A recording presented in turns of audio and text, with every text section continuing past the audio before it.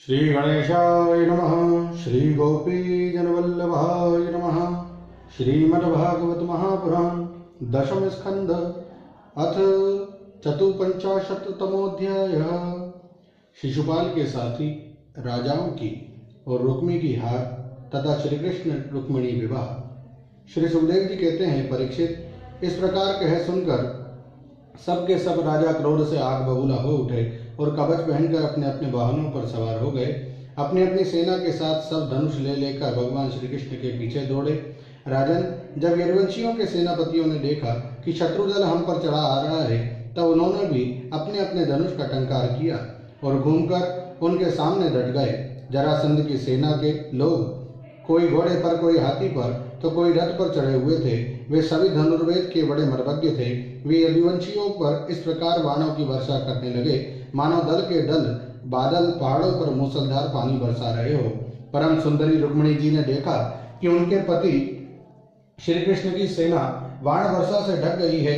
तब उन्होंने लज्जा के साथ भयभीत और नेत्रों से भगवान श्री कृष्ण के मुख की ओर देखा। भगवान ने हंसकर कहा, सुंदरी, डरो मत, तुम्हारी सेना अभी तुम्हारे शत्रुओं की सेना को नष्ट किए डालती है। इधर गद और शंकरषण आदि यदुवंशी वीर अपने शत्रुओं का पराक्रम और अधिक न सह सके। वे अपने बाणों से शत्रुओं के हाथी, घोड़े तथा रथों को छिन्न भिन्न करने लगे। उनके बाणों से रथ, घोड़े और हाथियों पर बैठे विपक्षी वीरों के कुंडल, किरीट और पगड़ियों से सुशोभित करोड़ों सिर, खड्ग, गदा और धनुष युक्त हाथ पहुंचे, जंगे और पैर कट कट कर पृथ्वी पर गिरने लगे। इसी प्रकार घोड़े, खच्चर, हाथी, ऊंट, गधे और मनुष्यों के सिर भी कट कट कर रणभूमि में लौटने लगे। अंत में विजय की सच्ची आकांक्षा वाले यदुवंशियों ने शत्रुओं की सेना तहस नहस कर डाली। जरासंध आदि सभी राजा युद्ध से पीठ दिखाकर भाग खड़े हुए। उधर शिशुपाल अपनी भावी पत्नी के छिन्न जाने के कारण मरणासन सा हो रहा था। ना तो उसके हृदय में उत्साह रह गया था और ना तो शरीर पर कांति। उसका मुंह सूख रहा था। उसके पास जाकर जरासंध कहने लगा, शिशुपाल जी, आप तो एक श्रेष्ठ पुरुष हैं, ये उदासी छोड़ दीजिए, क्योंकि राजन, कोई भी बात सर्वदा अपने मन के अनुकूल ही हो या प्रतिकूल, इस संबंध में कुछ स्थिरता किसी भी प्राणी के जीवन में नहीं देखी जाती। जैसे कठपुतली बाजीगर की इच्छा के अनुसार नाचती है, वैसे ही ये जीव भी भगवत इच्छा के अधीन रहकर सुख और दुख के संबंध में यथाशक्ति चेष्टा करता रहता है। देखिए, श्री कृष्ण ने मुझे 23 अक्षौहिणी सेनाओं के साथ 17 बार हरा दिया। मैंने केवल एक बार 18वीं बार उन पर विजय प्राप्त की। फिर भी इस बात को लेकर मैं ना तो कभी शोक करता हूँ और ना तो कभी हर्ष, क्योंकि मैं जानता हूँ कि प्रारब्ध के अनुसार काल भगवान ही इस चराचर जगत को झकझोरते रहते हैं। इसमें संदेह नहीं है कि हम लोग बड़े बड़े वीर सेनापतियों के भी नायक हैं। फिर भी इस समय श्री कृष्ण के द्वारा सुरक्षित यदुवंशियों की थोड़ी सी सेना ने हमें हरा दिया है। इस बार हमारे शत्रुओं की भी जीत हुई है, क्योंकि काल उन्हीं के अनुकूल था। जब काल हमारे दाहिने होगा तब हम भी उन्हें जीत लेंगे। परीक्षित, जब मित्रों ने इस प्रकार समझाया, तब चेदीराज शिशुपाल अपने अनुयायियों के साथ अपनी राजधानी को लौट गया और उसके मित्र राजा भी, जो मरने से बचे थे, अपने अपने नगरों में चले गए। रुक्मिणी जी का बड़ा भाई रुक्मी भगवान श्री कृष्ण से बहुत द्वेष रखता था। उसको यह बात बिल्कुल सहन ना हुई कि मेरी बहन को श्री कृष्ण हर ले जाएं और राक्षस रीति से बलपूर्वक उसके साथ विवाह करें। रुक्मी बलि तो था ही, उसने एक अक्षौहिणी सेना साथ ले ली और श्री कृष्ण का पीछा किया। महाबाहु रुक्मी क्रोध के मारे जल रहा था। उसने कवच पहनकर और धनुष धारण करके समस्त नरपतियों के सामने यह प्रतिज्ञा की, मैं आप लोगों के बीच में यह शपथ करता हूँ कि मैं यदि मैं युद्ध में श्री कृष्ण को ना मार सका, तो अपनी बहन रुक्मिणी को ना लौटा सका, तो अपनी राजधानी कुंतिनपुर में प्रवेश नहीं करूंगा। परीक्षित, यह कहकर वह रथ पर सवार हो गया और सारथी से बोला कि जहाँ कृष्ण हो वहाँ शीघ्र से शीघ्र मेरा रथ ले चलो। आज मेरा उसी के साथ युद्ध होगा। आज मैं अपने तीखे बाणों से उस खोटी बुद्धि वाले ग्वाले के बल वीर्य का घमंड चूर चूर कर दूंगा। देखो तो उसका साहस, वे हमारी बहन को बलपूर्वक हर ले गया है। परीक्षित, रुक्मी की बुद्धि बिगड़ गई थी। वे भगवान के तेज प्रभाव को बिल्कुल नहीं जानता था। इसी से इस प्रकार बहक बहक कर बातें करता हुआ वे एक ही रथ से श्री कृष्ण के पास पहुंचकर ललकारने लगा, खड़ा रहे, खड़ा रहे। उसने अपने धनुष को बलपूर्वक खींचकर भगवान श्री कृष्ण को 3 बाण मारे और कहा, एक क्षण मेरे सामने ठहर। यदुवंशियों के कुल कलंक जैसे कौवा होम की सामग्रियां चुराकर उड़ जाए, वैसे ही तू मेरी बहन को चुराकर कहाँ भागा जा रहा है? अरे मंद, तू बड़ा मायावी और कपट युद्ध में कुशल है। आज मैं तेरा सारा गर्व खर्व किए डालता हूँ। देख, जब तक मेरे बाण तुझे धरती पर सुला नहीं देते, उसके पहले ही इस बच्ची को छोड़कर भाग जा। रुक्मी की बात सुनकर भगवान श्री कृष्ण मुस्कुराने लगे। उन्होंने उसका धनुष काट डाला और उस पर 6 बाण छोड़े। साथ ही भगवान श्री कृष्ण ने 8 बाण उसके 4 घोड़ों पर और 2 सारथी पर छोड़े और 3 बाणों से उसके रथ की ध्वजा को काट डाला। तब रुक्मी ने दूसरा धनुष उठाया और भगवान श्री कृष्ण को 5 बाण मारे। उन बाणों के लगने पर उन्होंने उसका वह धनुष भी काट डाला। रुक्मी ने इसके बाद एक और धनुष लिया, परंतु हाथ में लेते ही लेते अविनाशी अच्युत ने उसे भी काट डाला। इस प्रकार रुक्मी ने परिघ, पट्टिश, शूल, ढाल, तलवार, शक्ति और तोमर जितने अस्त्र शस्त्र उठाए, उन सभी को भगवान ने प्रहार करने के पहले ही काट डाला। अब रुक्मी क्रोधवश हाथ में तलवार लेकर भगवान श्री कृष्ण को मार डालने की इच्छा से रथ से कूद पड़ा और इस प्रकार उनकी ओर झपटा जैसे पतंगा आग की ओर लपकता है। जब भगवान ने देखा कि रुक्मी मुझ पर चोट करना चाहता है, तब उन्होंने अपने बाणों से उसकी ढाल तलवार को तिल तिल करके काट दिया और उसको मार डालने के लिए हाथ में तीखी तलवार निकाल ली।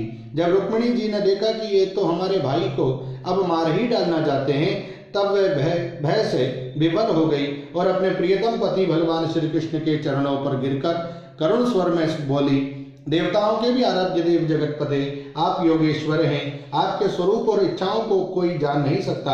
आप परम बलवान हैं, परंतु कल्याण स्वरूप भी तो हैं। प्रभु, मेरे भैया को मारना आपके योग्य काम नहीं है। श्री सुखदेव जी कहते हैं, रुक्मिणी जी का एक एक अंग भय के मारे थर थर कांप रहा था। शोक की प्रबलता से मुंह सूख गया था, गला रुंध गया था। आतुरतावश सोने का हार गले से गिर पड़ा था और इसी अवस्था में वे भगवान के चरण कमल पकड़े हुए थी। परम दयालु भगवान उन्हें भयभीत करके करुणा से द्रवित हो गए। उन्होंने रुक्मी को मार डालने का विचार छोड़ दिया। फिर भी रुक्मी उनके अनिष्ट की चेष्टा से विमुख न हुआ। तब भगवान श्री कृष्ण ने उसको उसी के दुपट्टे से बांध दिया और उसकी दाढ़ी, मूछ तथा केश कई जगह से मूंढकर उसे कुरूप बना दिया। तब तक यदुवंशी वीरों ने शत्रु की अद्भुत सेना को तहस नहस कर डाला, ठीक वैसे ही जैसे हाथी कमल वन को रोंद डालता है। फिर वे लोग उधर से लौटकर श्री कृष्ण के पास आए तो देखा कि रुक्मी दुपट्टे से बंधा हुआ अधमरी अवस्था में पड़ा हुआ है। उसे देखकर सर्वशक्तिमान भगवान बलराम जी को बड़ी दया आई। उन्होंने उसके बंधन खोलकर उसे छोड़ दिया तथा श्री कृष्ण से कहा, कृष्ण, तुमने यह अच्छा नहीं किया। यह निंदित कार्य हम लोगों के योग्य नहीं है। अपने संबंधी की दाढ़ी मूछ मोड़कर उसे कुरूप कर देना, यह तो एक प्रकार का वध ही है। इसके बाद बलराम जी ने रुक्मिणी जी को संबोधन करके कहा, साध्वी, तुम्हारे भाई का रूप विकृत कर दिया गया है। यह सोचकर हम लोगों से बुरा ना मानना, क्योंकि जीव को सुख दुख देने वाला कोई दूसरा नहीं है।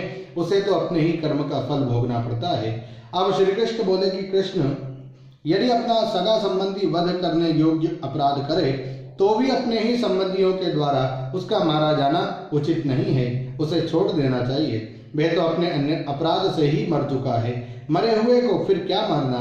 फिर रुक्मिणी जी से बोले, साध्वी, ब्रह्मा जी ने क्षत्रियों का धर्म ही ऐसा बना दिया है कि सगा भाई भी अपने भाई को मार डालता है। इसलिए ये छात्र धर्म अत्यंत घोर है। इसके बाद श्री कृष्ण बोले कि भाई कृष्ण,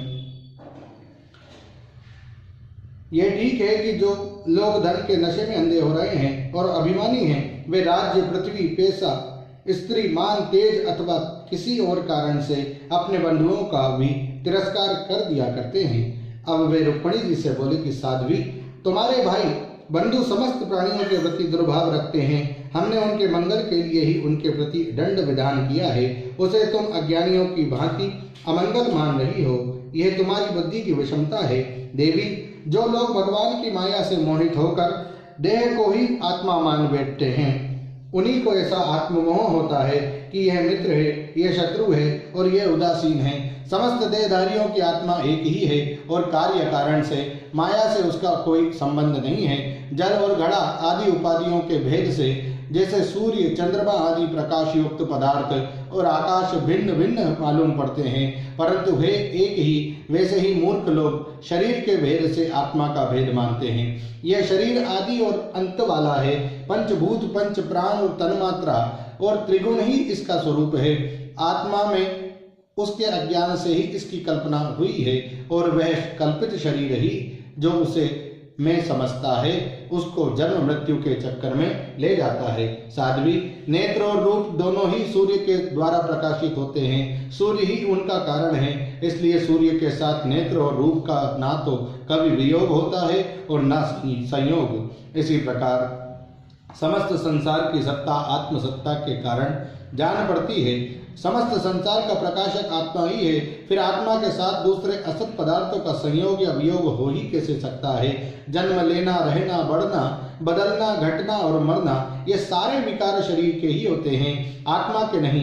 जैसे कृष्ण पक्ष में कलाओं का ही क्षय होता है, चंद्रमा का नहीं। परंतु अमावस्या के दिन व्यवहार में लोग चंद्रमा का ही क्षय हुआ कहते सुनते हैं। वैसे ही जन्म मृत्यु आदि सारे विकार शरीर के ही होते हैं, परंतु लोग उसे भ्रमवश अपना अपने आत्मा का मान लेते हैं। जैसे सोया हुआ पुरुष किसी पदार्थ के ना होने पर भी स्वप्न में भोक्ता, भोग्य और भोग रूप फलों का अनुभव करता है, उसी प्रकार अज्ञानी लोग झूठ मूठ संसार चक्र का अनुभव करते हैं। इसलिए साध्वी, अज्ञान के कारण होने वाले इस शोक को त्याग दो। ये शोक अंतःकरण को मुरझा देता है, मोहित कर देता है। इसलिए इसे छोड़कर तुम अपने स्वरूप में स्थित हो जाओ। श्री सुखदेव जी कहते हैं, परीक्षित, जब बलराम जी ने इस प्रकार समझाया तब परम सुंदरी रुक्मिणी जी ने अपने मन का मेल मिटाकर विवेक बुद्धि से उसका समाधान किया। रुक्मी की सेना और उसके तेज का नाश हो चुका था, केवल प्राण बच रहे थे। उसके चित्त की सारी आशा अभिलाषाएं व्यर्थ हो चुकी थी और शत्रुओं ने अपमानित करके उसे छोड़ दिया था। उसे अपने विरूप किए जाने कष्टदायक स्मृति भूल नहीं पाती थी। उसने अपने रहने के लिए भोजकट नाम की एक बहुत बड़ी नगरी बसाई। उसने पहले ही यह प्रतिज्ञा कर ली थी कि दुर्बुद्धि कृष्ण को मारे बिना और अपनी छोटी बहन को लौटाए बिना मैं कुंडितपुर में प्रवेश नहीं करूंगा। इसलिए क्रोध करके वह वहीं रहने लगा। परीक्षित, भगवान श्री कृष्ण ने इस प्रकार सब राजाओं को जीत लिया और विदर्भ राजकुमारी रुक्मिणी जी को द्वारका में लाकर उनका विधि पूर्वक पाणी ग्रहण किया। हे राजन, उस समय द्वारकापुरी में घर घर बड़ा ही उत्सव मनाया जाने लगा। क्यों न हो, वहां के सभी लोगों का यदुपति श्री कृष्ण के प्रति अनन्य प्रेम जो था। वहां के सभी नर नारी मणियों के चमकीले